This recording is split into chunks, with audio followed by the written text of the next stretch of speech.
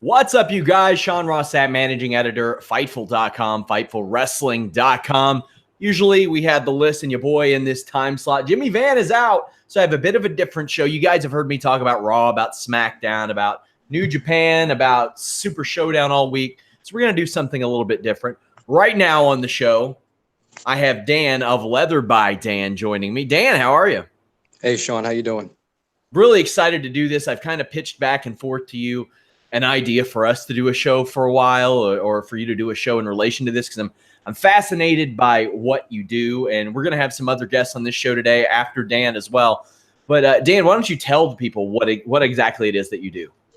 Well, right now I'm making custom championship belts out there for a bunch of companies and mostly private industry.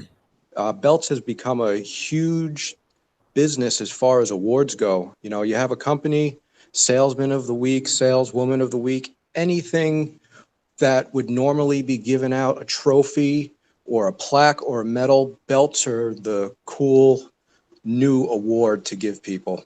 As I look at your site right now, leatherbydan.com, I see Fantasy Super Cosplay Women Wrestling Championship. I see Golf Course Club Championships, Wedding Championships. So I mean, they are something to have. It's something you can kind of just always.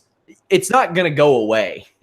It's something that will always be there that you can remember something by. And when did you first start getting into this? When did it first hit you? Man, I'm interested in this. Pretty much 1998, the day after WrestleMania 14, when they debuted the Blue Big Eagle belt with Stone Cold. I saw that belt and I was instantly glued to it. So back then there was no Google, it was Hotbot. Yeah. So I get on the old Hotbot and I'm looking for pictures of whatever this new belt was. And that led me to a Yahoo club of about 30 people that were, just fans of wrestling belts. And back then there was like 3 guys who had real belts by Reggie Parks, and they were thought of as like the gods and gurus of the belt world. So it started off there and just picking their brains on everything about belts. So here we are, 20 years later, and now I'm actually making them. And, in 20 years, it started off as collecting, then it became repair. And it got to a point where there were so many belts that needed repair that couldn't be repaired. And people said, well, you know enough about it. Why don't you just do it yourself?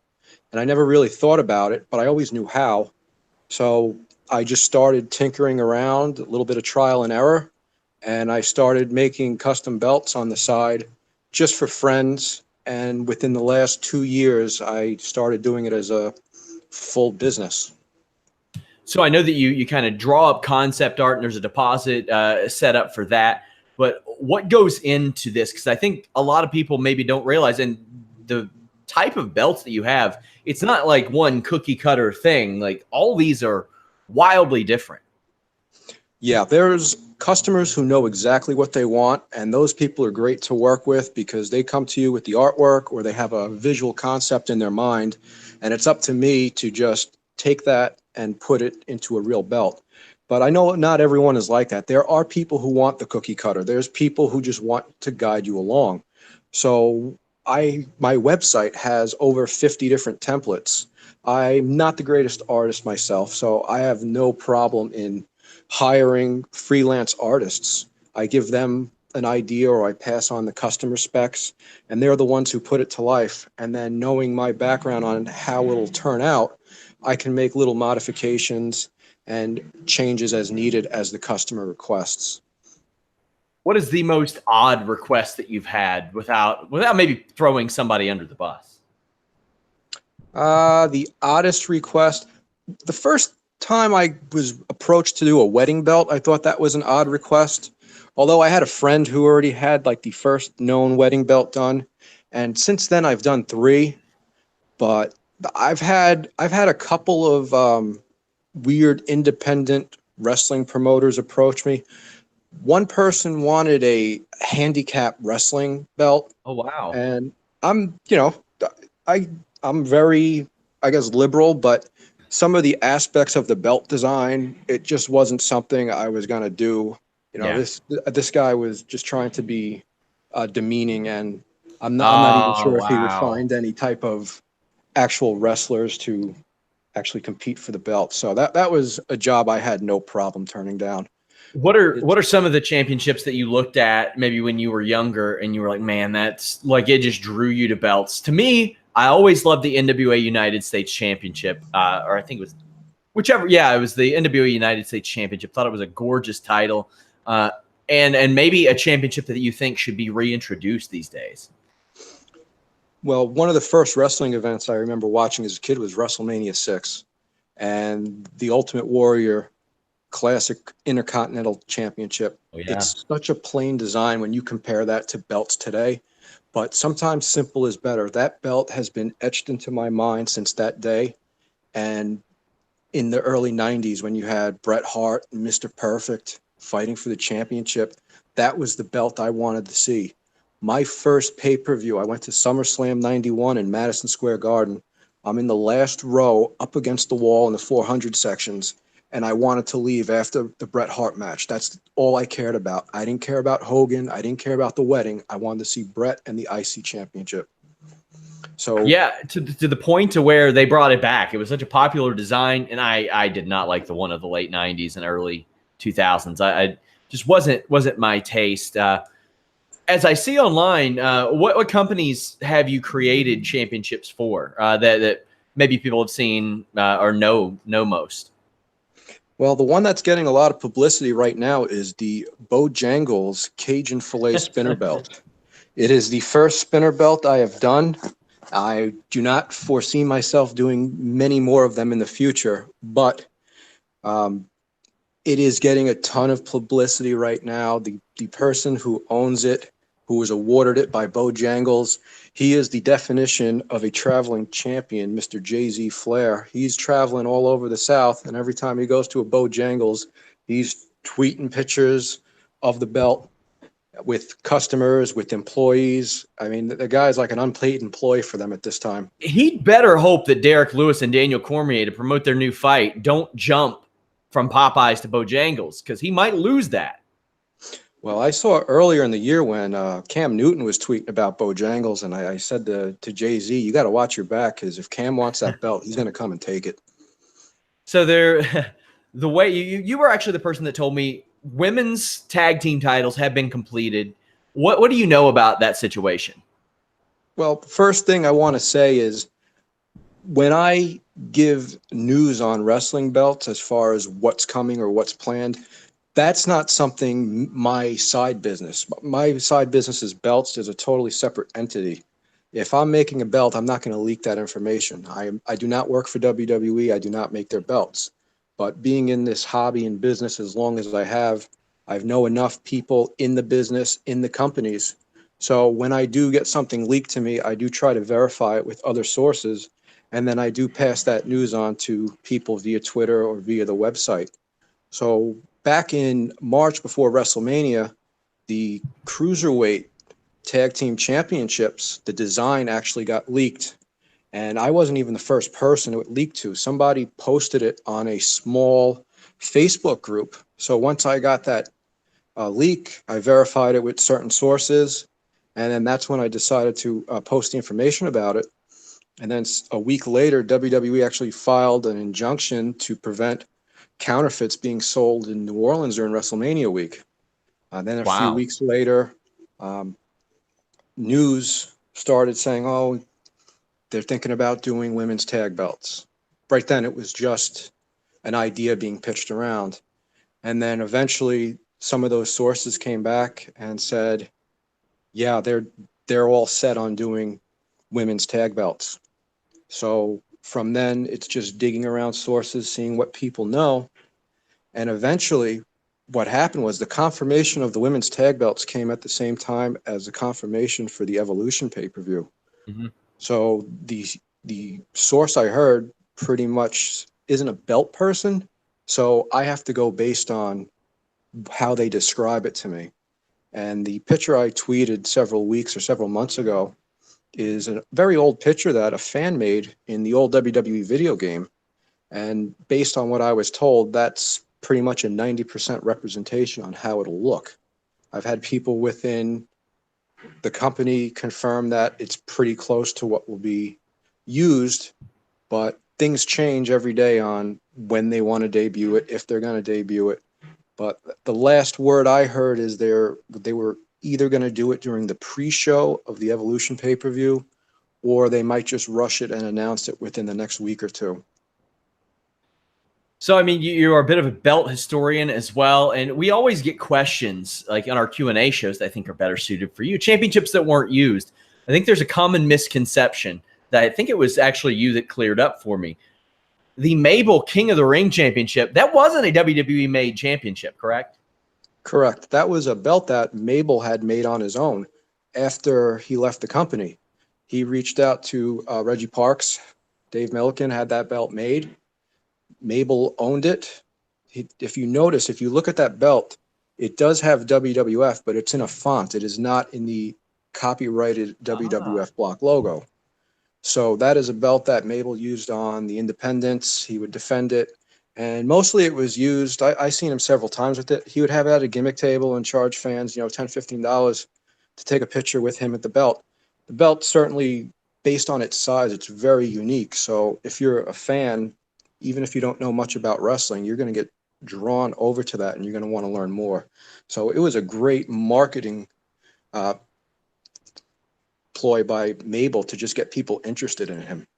Now, was this after his final run as Vissa, or did he do this between like one of his several runs?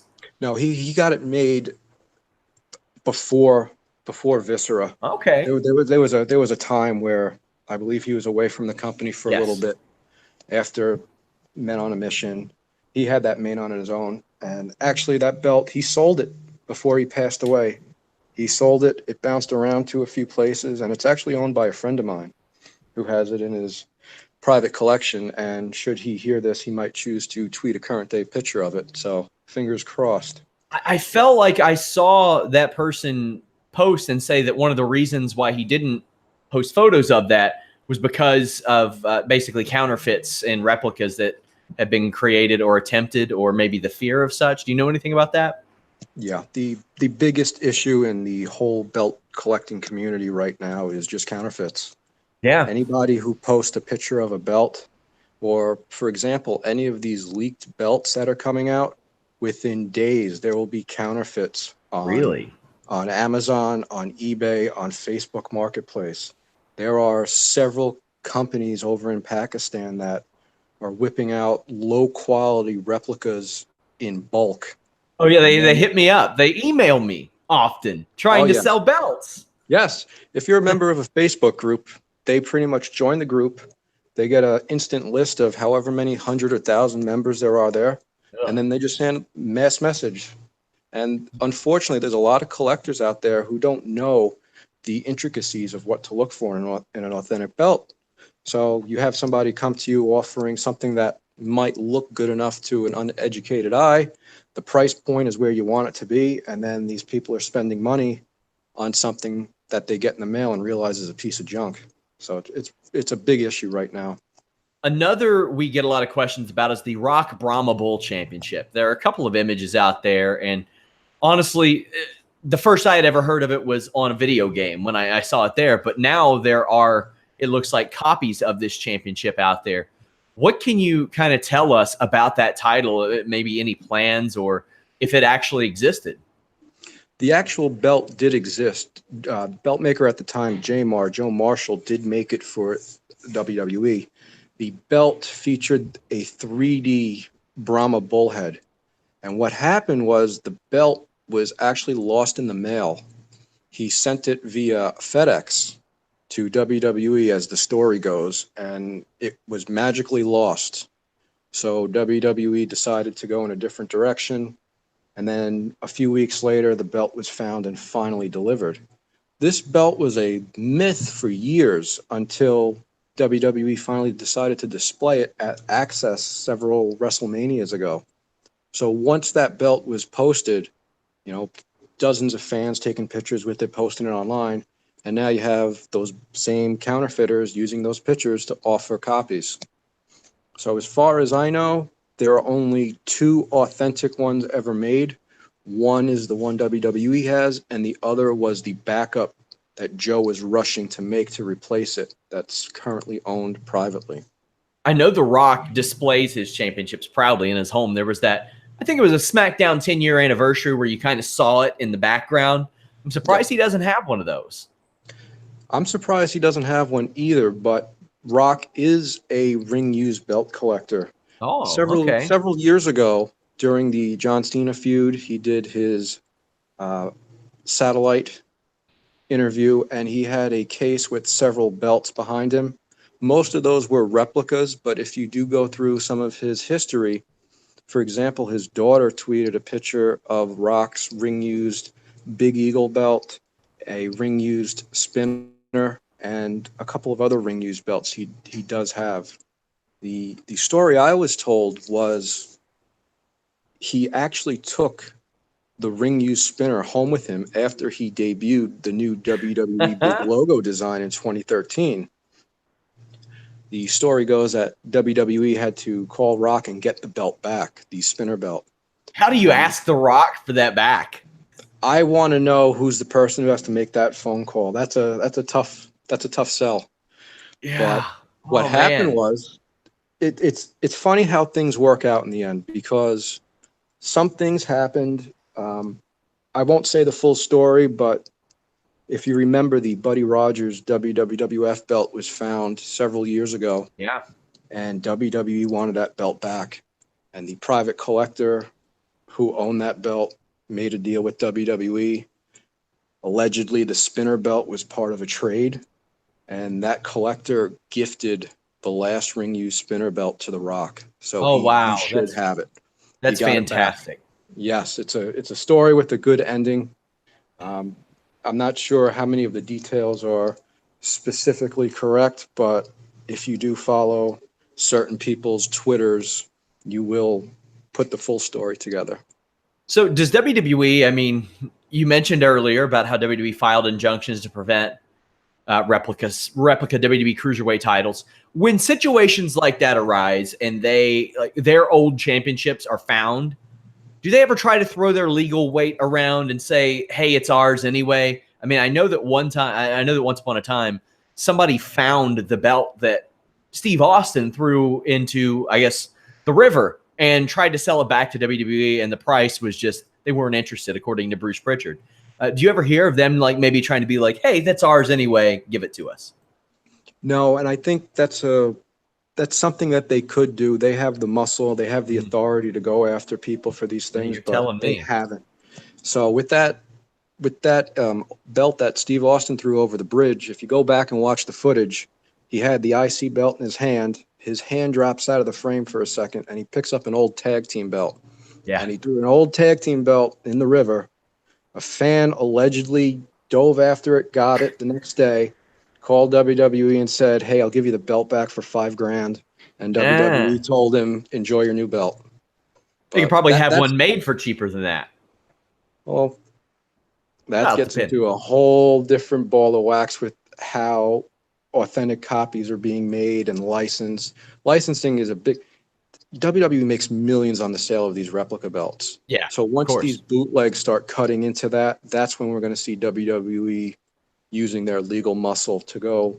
And, Amazon is a huge partner. eBay is a huge partner. One phone call, they can pretty much clean the market up. But several of these belts, WWE didn't think of belts as being important until recently. They were thought of as props. Wrestlers, took them home, or they would be retired championship and they would be gifted away. And then pretty much when Triple H took over, I think there was a huge change in direction as far as understanding that these aren't just props. They're a piece of history. They need to be kept. They need to be archived. And with the WWE warehouse, they have tons of championship belts that they just keep on file. They don't want anything getting out anymore. Now, occasionally stuff does get out.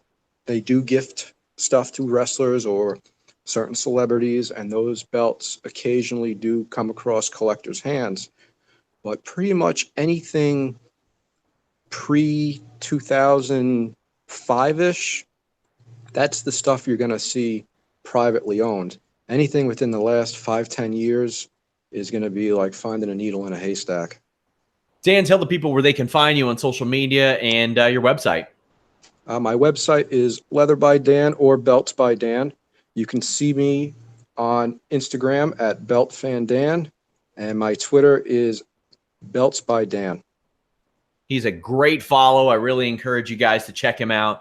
I've been very fortunate to follow him and get to know Dan a little bit over the last year. So, Dan, I want to thank you so much for joining me. I'd love to talk to you again, maybe a little bit longer about stuff like this. A lot of this was truly fascinating. I can go on forever with this as long as I'm not putting your listeners to sleep. But I appreciate you having me today, Sean. Thank you so much, Dan. Thank you. Bye.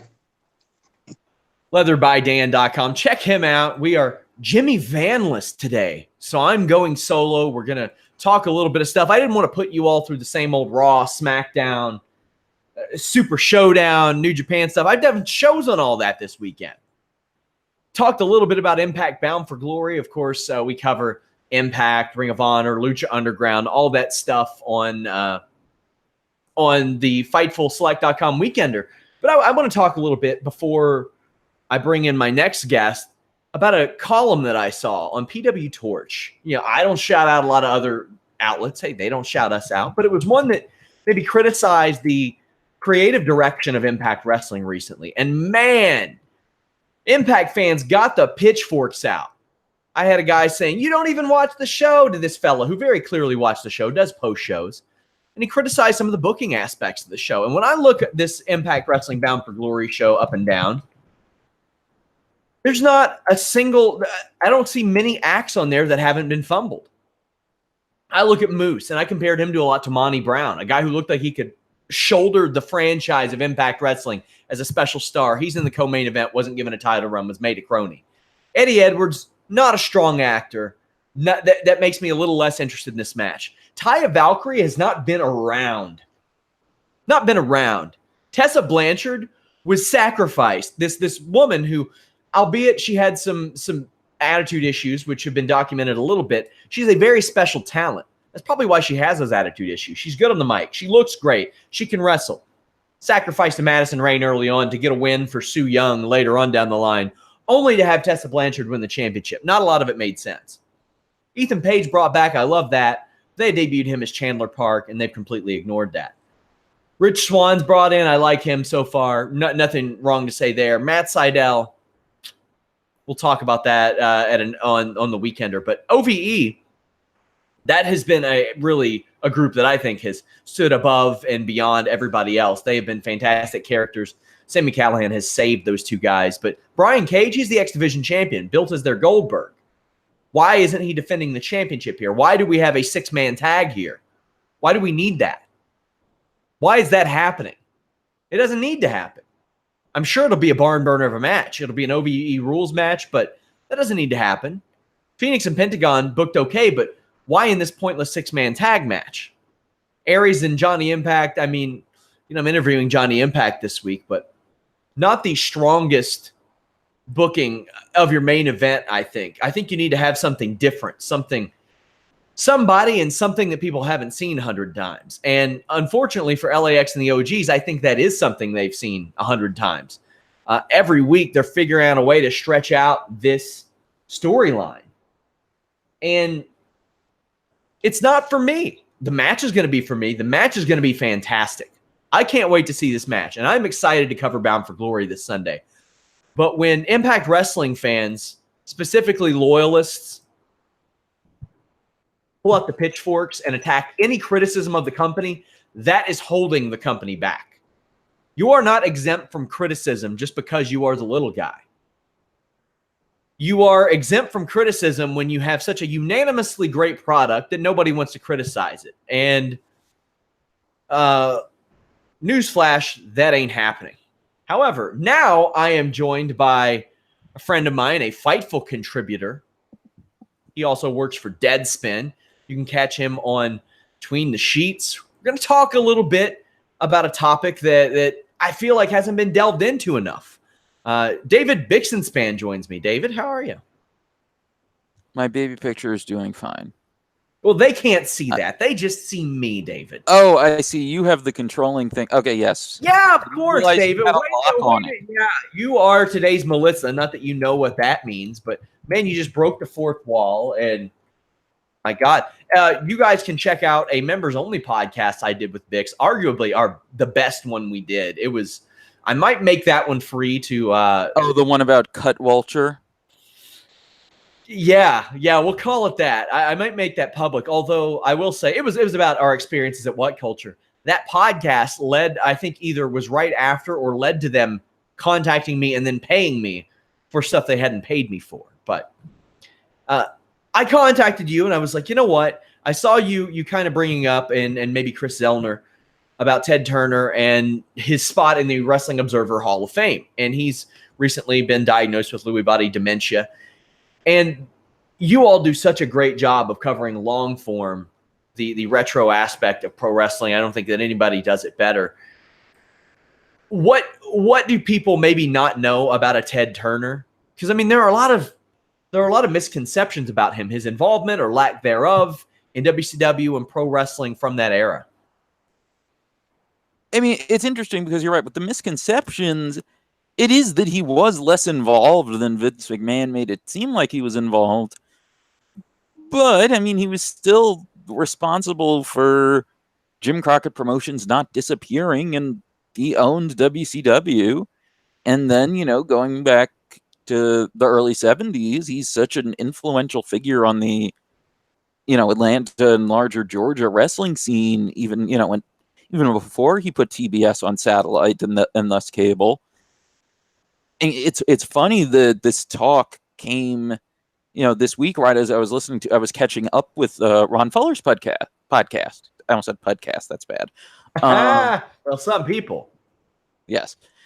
And he's been doing a multi-part series on the early 70s Atlanta wrestling war, the promotional war that broke out after Ray Gunkel's death, where, depending on who you ask, and he appears to be countering that, Ron is, that the promotion was kind of taken from his widow. And that led to the promotional war where all but 2 wrestlers left the NWA promotion to go to the opposition group because they were so loyal to Ray Gunkel. Anyway, there's just so much going back to, I guess it's 72, when the Atlanta Wrestling Show switches to what was then WTCG, Turner Communications Group. And, Ron Fuller saying that at the time, because he said his dad was relating it to him, Turner was already talking about his plans to get on satellite and cable with TBS, which everyone thought was a ridiculous idea because why would anyone care about this random local UHF station? And, oh God, there are going to be people young enough listening to this that aren't going to understand what the distinction for UHF station would be. How should I explain that? I mean, I think you could explain it much better than I. Well, I mean, now it's confusing, too, because most TV is on UHF as well. Yeah, that's true. I mean, either way, I mean, but... The antenna that you use now, if you get over-the-air TV, for most of your TV, it used to be, like, for the weirdo lower-level channels, many of which did not have a network affiliation. Yes. Like WTCG, later WTBS. Yeah. And, wrestling still does well once it moves to his station. Then after the split, Ann Gunkel, Ray's widow, is able to get her own hour right after the hour that the NWA promotion had because she was friendly with Ted Turner, which people have used euphemistically over the years. I don't know what the truth is. And because those ended up kind of merging together after settled lawsuits and stuff, that was the beginning of why the Saturday Night Show was 2 hours. The original NWA show was an hour. It became 2 hours because it was eventually 2 different promotion shows merging together. And even though there was a promotional war at the time, the 2 shows taped right after each other at the same TBS studio with the wrestlers from the opposition promotions, the warring promotion. Yes. Anyway, so then he puts it on satellite and he just changes things overnight for so many wrestlers. Yeah. Once Tommy Rich goes to Georgia, he's a star, mass superstar. Georgia starts becoming this territory that gets the best of the NWA because it's the showcase all of a sudden. And then, it becomes a centerpiece of TBS. Ted Turner always said that the success of TBS was Andy Griffith reruns, Braves games, and wrestling. That's what I remember it as. And I remember often I would catch one of those three because I had watched. I mean, I was a big baseball fan, so the only two I cared about were wrestling and Braves games, and I really just cared about Braves games because it was on and it was a steady source of baseball. And the Andy Griffith would pop in, and there was always the perception also of wrestling's only on this network because of Ted Turner.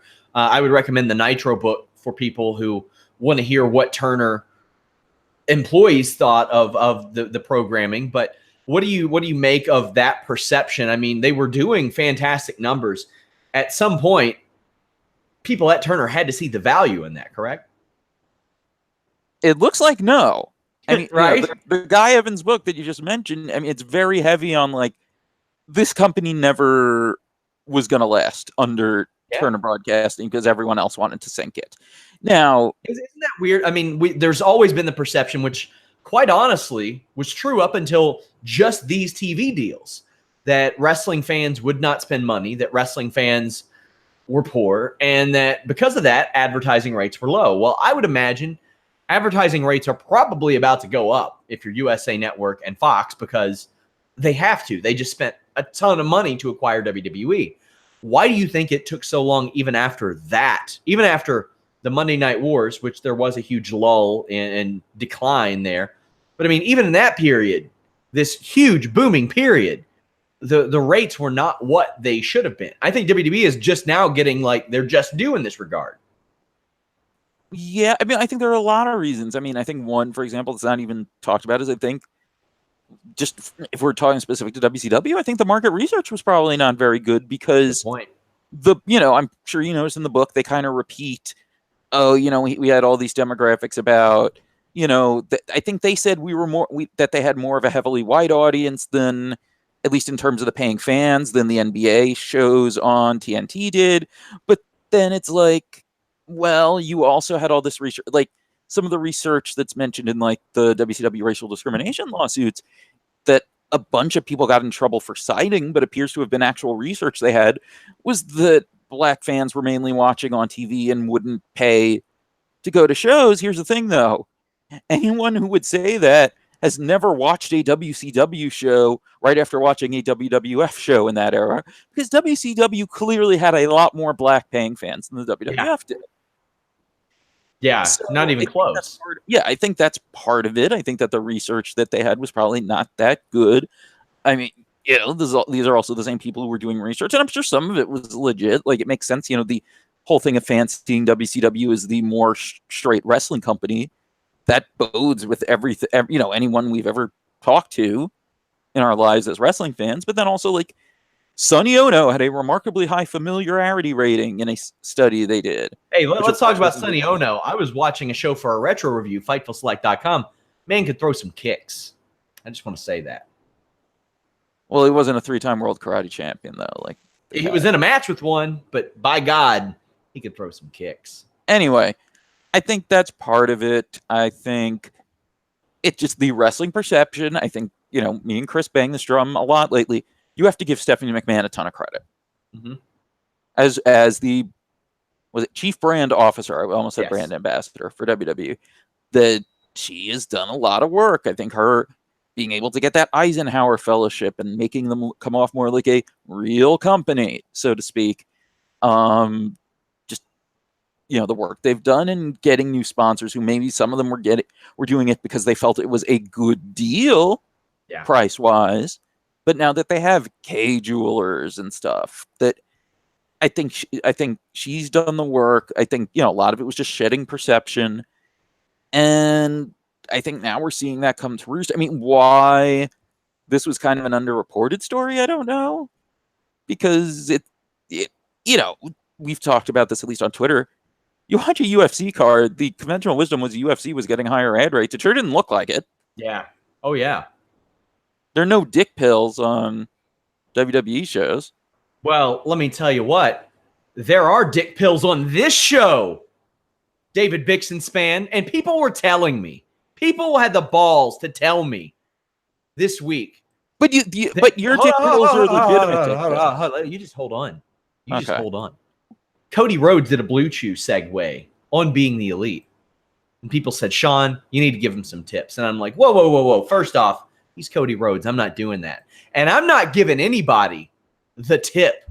I'm giving them the whole thing because I go to BlueChew.com. I use that code Fightful. You can increase your performance and get that extra confidence in bed. Blue Chew, like the color blue, brings you the first chewable with the same FDA-approved active ingredients as Viagra and Cialis, so you know they work. Take them anytime, day or night, even on a full stomach. And since they're chewable, they work up to twice as fast as the pill, so you can be ready whenever an opportunity arises.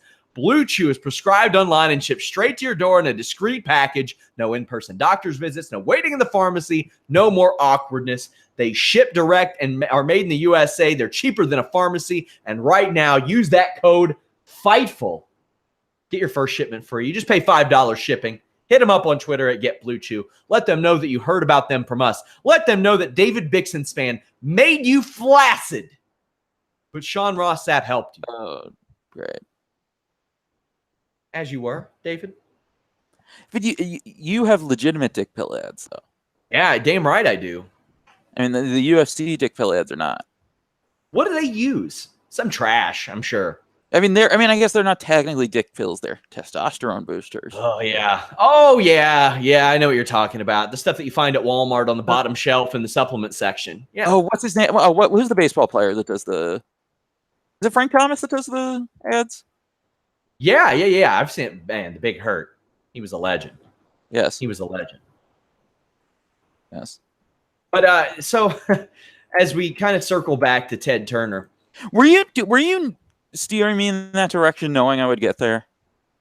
Of course I was, David. I'm fantastic at this. Yeah. I'm fantastic at this. What this leads me, I mean, and it was always just a shot in the dark hope anyway. I always wanted to hear Ted Turner speak at length on the record about his involvement in WCW, his thoughts, his hopes.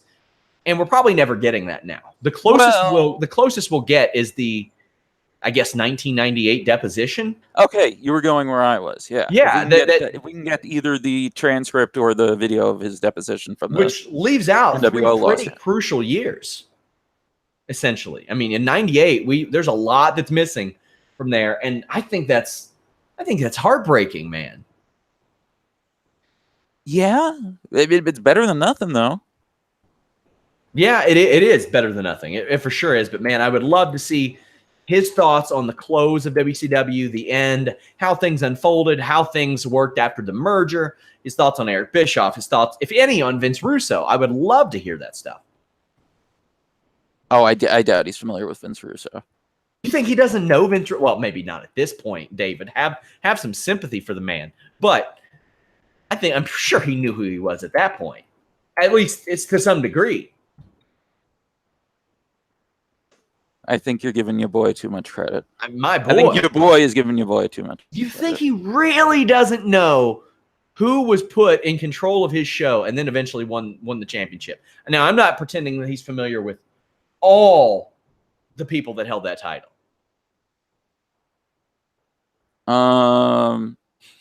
That's very mean to Jeff Jarrett, by the way. I'm pretty sure he knows who Jeff Jarrett is. He seems like So the who kind you of saying guy he doesn't know? David Arquette? Oh, he knows David Arquette. I don't Booker think T? he knows. He probably knows Booker T. Maybe. I wouldn't. Are you surprised counting if he Chuck didn't. Palumbo as a champion? He definitely doesn't have a clue who Chuck Palumbo is. For sure doesn't. Are we sure he never ordered a custom motorcycle from him or anything? Wow, David, a wealth of knowledge you are on this podcast. Some of you may remember David Bixenspan was an original host with me on a former wrestling website that we did. David, tell me, what's your favorite match of the year? Just do the accent. I'm not giving you. I don't know what David, to say. come on. David, this year? you ruined it. You ruined it, damn it. Okay, this year? No, you've messed it up. I can't go into it. You've already. Okay, say it again. Okay, just say it again. Start fresh. No, it's you've taken so much away from it. Oh, come on. It's good. It'll be good. It'll be good. Just do it again. Everybody knows you're the wrestling snob. And see, the thing is, like the facade of you being this like super Japanese wrestling fan is gone. Like, because I can't. Everybody knows that you're like, if the match happens in Tennessee in front of 12 people, it's real good. If the whole first row is drunk off their ass, that's a David Bixenspan match right there. You would love the Kentucky wrestling scene. Well, who is currently on the Kentucky wrestling scene? Well, me on occasion, for one, but I wouldn't recommend those matches. Let's see. Ron Mathis, perhaps. He's very good. You familiar with a Ron Mathis? Mm-mm. Oh, how dare you. I actually, when we were at a Waffle House coming back from Nashville from the Southern Underground Pro show, going back to Chattanooga in August, we did look at the OVW roster while we were waiting for our food, and the names some of those guys have are interesting. Isn't Zoe one of the guys on the OVW roster? The hell should I know? I know that I was very bummed I couldn't make it to OVW 1000 tonight because there's a lot of people there. I could have got some good work done, like Crimson and Abyss, Mick Foley, Jim Cornette. I could have asked him about how he emailed Jimmy Van and said that he wanted to mash Vince Russo's head into jelly with a baseball bat. Shane Helms. Go on. What, you don't know about that? No, I'm not surprised, but go on. So last year, as we got to wrap this up, I have another guest coming on at 3:45. But Jimmy Van, when Vince Russo lived in Indiana, was like, Sean, you live in Kentucky. You could set up, rent something to do a debate, stream it live with Vince and Jim Cornette. Oh, no. Oh, the amount that he offered was he offered between $5,000 to $10,000 each for this. And emailed Jim Cornette, and Jim Cornette sent him a very colorful email. Very colorful email. In which he said... It's not the first time he's been offered that much money to debate Vince Russo either. There you go. There you go. And I was serious to the point to where I was making travel plans, and Vince had agreed to it. It didn't work out. But David Bixenspan, as we wrap up, let the people know where they can follow you on Twitter, and let the people know about... Between the Sheets, and you have a very successful Patreon as well. Yes, you can follow me on Twitter at David Bix. Between the Sheets usually goes up late Sunday night, early Monday. BetweenTheSheetsPod.com. Between the Sheets on iTunes and all your other favorite podcast purveyors. Just make sure it's the one with me and Chris Elner listed as hosts, or else you're going to be hearing about sex stuff. Hey! Maybe we can acquire them. Maybe they're a little cheaper than you all, and they can chill our Blue Chew for us. David. Oh, and our Patreon. Patreon.com/BetweenTheSheets too. At the very least, we usually do a themed monthly show, and we got some other stuff up there too. And if you do a certain level for a month, you can pick a show, and so on and so forth. So check that out. Definitely encourage you guys to check that out. They have a very, very good following on Patreon as well. David, thank you so much for joining me. Do the accent. I'm not doing the accent, David. I'm not your trained puppet. Okay. You are being ejected. Are you sure that you want to eject David Bixenspan from this video? Yeah, I do.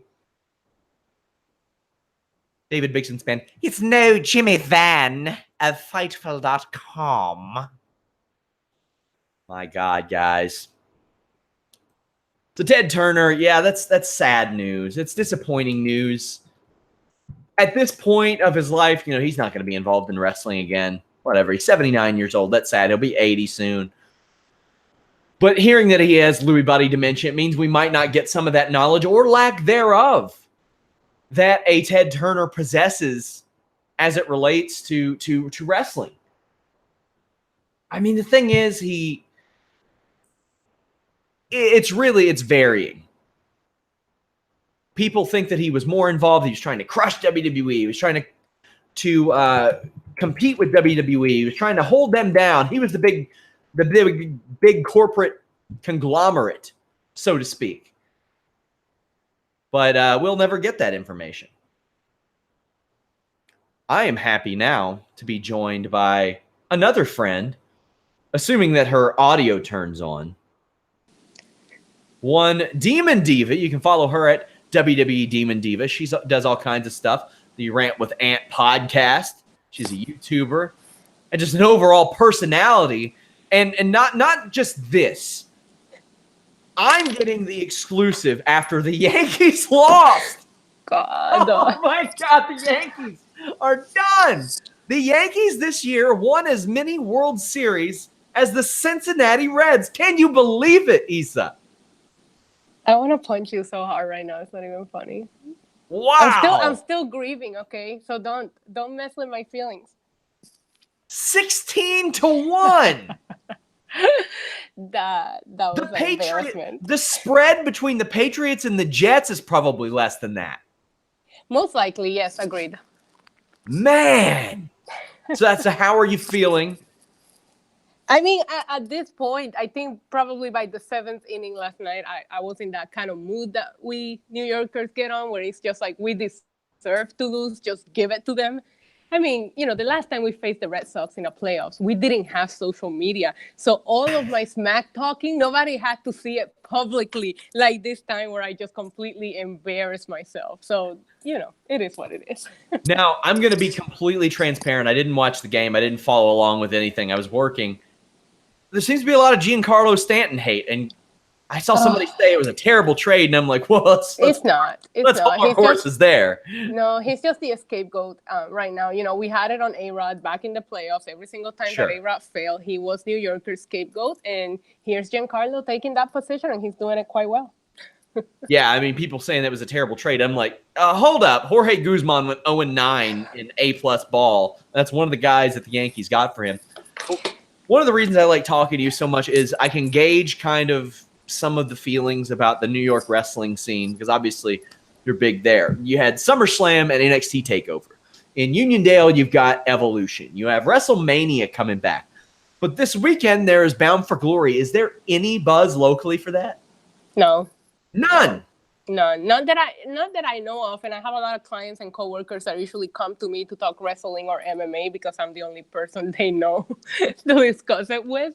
And actually, about this one, I haven't had anybody kind of like sneak into my office to ask me about tickets or cards or anything, which is shocking. But we had baseball, and we thought we were going to have baseball for a little bit longer, so I think that might have something to do with it.